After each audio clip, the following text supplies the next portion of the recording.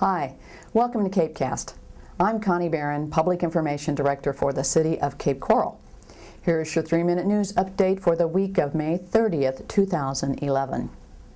As mentioned last week, it is very dry out there, and with dry conditions, we see an increased fire threat. Our city firefighters, along with firefighters from throughout the area, battled a 250-acre brush fire this past weekend.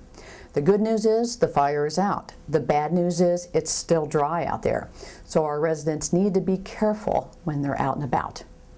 The 2011 hurricane season begins June the 1st. We already have some activity this week with Tropical Depression 5 moving across the state. That's mostly in the northern part of Florida, so we may not get too much of an impact from that, but we probably will start to see some activity. Make sure you get your all hazards guide. The City Council will be discussing a utility assessment fee at Monday's council meeting. The utility assessment fee will be applied to properties in the infill area. An infill area is an area that has city water, sewer, and irrigation lines already installed. The properties impacted will be the undeveloped properties that typically do not pay impact fees until they are developed. This impact fee collected now could reduce the scheduled rate increase for our current customers from 8% down to 3.5% in 2012. The city is issuing an RFP for a consultant to help us with our energy price risk. This consultant should help us decide when and where to buy.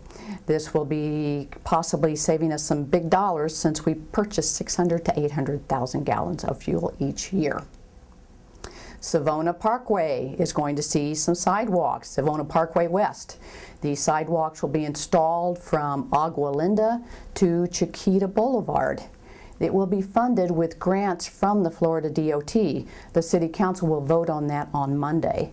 Also, the North Cape paving project, Phase 2, is in the planning stage. We're gathering information now, and this $350,000 project should get started later on this year. Finally, City Council will be discussing whether or not to allow dogs in food establishments.